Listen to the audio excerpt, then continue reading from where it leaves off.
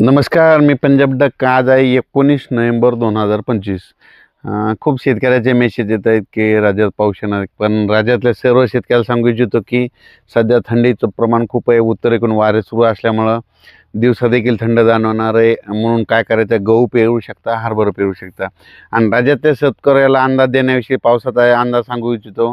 राज्यामध्ये 24 नोव्हेंबर 25 च्या दरम्यान राज्यामध्ये तुरळक ठिकाणी पावसाचा अंदाज आहे, म्हणून हा अंदाज लक्षात घ्यायचा. मग हा अंदाज कुठं, तर सर्व शेतकऱ्याला सांगू इच्छितो, महाराष्ट्रात सगळीकडे पाऊस काय पडणार नाही, त्याच्यामुळे काही चिंता करायची पहिली गोष्ट गरज नाही. फक्त काय होणार आहे, आंध्र प्रदेश, तामिळनाडू, कर्नाटक, तेलंगणा आणि केरळ या राज्यामध्ये पाऊस पडत असल्यामुळं त्याच्या सीमालगत कोणते जिल्हे आहेत, मग एक सांगली जिल्हा, कोल्हापूर जिल्हा, सातारा जिल्हा, सोलापूर जिल्हा, पंढरपूर जिल्हा, पुणे, त्याच्यानंतर इकडं धाराशिव ह्या पट्ट्यामध्ये काय होणार आहे, मग 24-25 तारखेला तुरळक ठिकाणी थेंब येणार आहे. कुठंतरी थोडाफार पाऊस पडणार आहे, सडा टाकल्यासारखा. असा खूप काय मोठा पडणार नाही, त्याच्यामुळे काही चिंता करायची गरज नाही. कोल्हापूर, सांगलीकडे, साताऱ्याकडे तिकडे पाऊस पडणार आहे, तिकडे पेंडोलचा पाऊस पडणार आहे, म्हणून हा अंदाज लक्षात घ्यायचा. आणि द्राक्ष शेतकऱ्याने तुम्ही तुमचं जर फुलामध्ये तुमचे द्राक्ष आले असतात तर तुम्ही काळजी घ्या, कारण की 24-25च्या दरम्यान तुमच्या इकडं रिमझिम स्वरूपाचा थेंब पाऊस येणार आहे, म्हणून हा अंदाज लक्षात घ्यायचा. मग त्याच्यानंतर 25 नंतर राज्यातला परत पावसाचा जोर कमी होईल. त्याच्यानंतर राज्यामध्ये परत पाऊस येणार आहे का, तर राज्यातल्या सर्व शेतकऱ्याला सांगू इच्छितो की मी एक प्रत्येक वेळेस अंदाज जर म्हणत असतो ना, तुम्ही एक वहीमध्ये काय करा, वर्षानुवर्षाचा डिसेंबर महिन्यातला एक कायमचाच अंदाज लक्षात घ्या.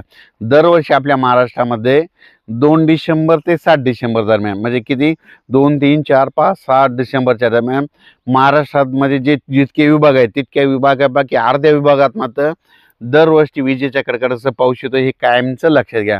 म्हणजे पुढच्या वर्षी 2026ला देखील तुम्ही ही गोष्ट लक्षात घ्या, 2 डिसेंबर ते 7 डिसेंबरमध्ये एक अवकाळी येणं हे लक्षात घ्या. तर मग तसा एक, मग आता ह्या डिसेंबरमध्ये लागताना एकदा एक अवकाळी येणार आहे.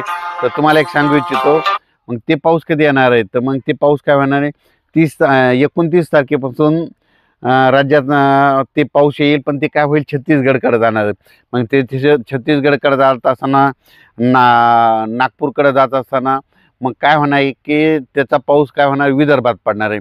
मग विदर्भात पडत असताना तुम्हाला एक सांगू इच्छितो, काय होणार आहे, चंद्रपूर जिल्हा, यवतमाळ जिल्हा, नागपूर जिल्हा, भंडारा जिल्हा, गोंदिया, त्याच्यानंतर इकडं छत्तीसगड, मध्य प्रदेशकडं काही पडन, त्याच्यामध्ये अमरावतीकडं, अकोल्याकडं ह्या पट्ट्यात पडत पडत उत्तर महाराष्ट्राकडं मग ते काय होईल, 28 तारखेपासून ते 2 डिसेंबरच्या दरम्यान मग उत्तर महाराष्ट्राकडे नंदुरबार जिल्हा, धुळे जिल्हा, जळगाव जिल्हा ह्या पट्ट्यामध्ये काय होईल, मग संभाजीनगरच्या काही भागामध्ये मग 29 तारखेचे 5 डिसेंबरच्या दरम्यान तुरळक ठिकाणी ते पावसाचा अंदाज आहे, म्हणून लक्षात घ्यायचा.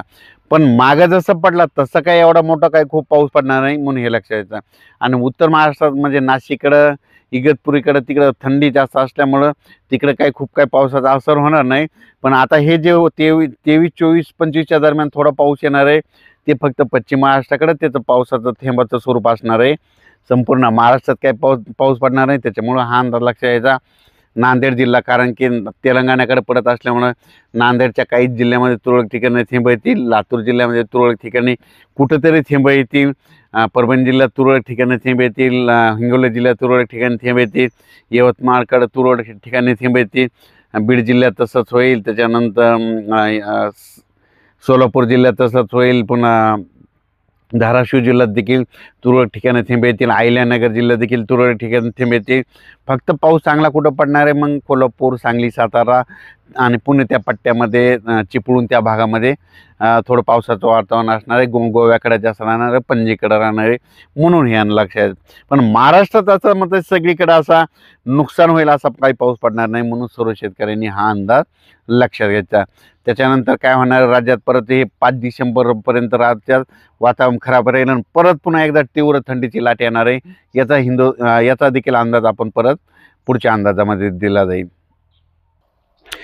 खूप काय असा मोठा नुकसानीचा पाऊस येणार नाही, म्हणून सर्व शेतकऱ्यांनी हा अंदाज सर्वप्रथम लक्षात द्यायचा. म्हणजे लय नुकसान होईना असं काही होणार नाही, त्याच्यामुळं हा अंदाज लक्षात द्यायचा. फक्त 23, 24 आणि 25च्या दरम्यान पश्चिम महाराष्ट्राकडे तुरळक ठिकाणी कुठेतरी थेंब येतील, रिमझिम पाऊस येईल म्हणून हा अंदाज लक्षात यायचा.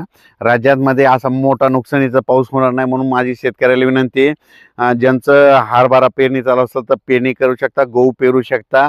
आणि आमच्या इकडे काय अशी परिस्थिती असते, आता हे जे कापूस आहे आता हे एकदा वेचायचं आणि लगेच हे उपटून टाकायचा, ढकलायचा आणि याच्यावर लगेच हरभरा पेरायचं आहे. आता याला 10 क्विंटलचा उतार आला, परत हरभऱ्याला 12 क्विंटल होतं. म्हणजे आम्ही असे 2 कापसाचे पीक घेतो, ते एक माहीत असं म्हणून सांगितलं. आता ह्याला एकदा वेचायचं शेवटचं आता उद्याच्याला, आणि वेचल्यानंतर याला लगेच काढून टाकायचं, इतके बोंड असताना लगेच काढून टाकायचं, त्याच्यावर परत हरभरे पेरायचं आणि त्याच्या हरभरे पेरल्याच्या नंतर पुढच्या वर्षी कापसाला पुन्हा ते चांगलं रान शेत होतं म्हणून हे लक्षात यायचं. धन्यवाद.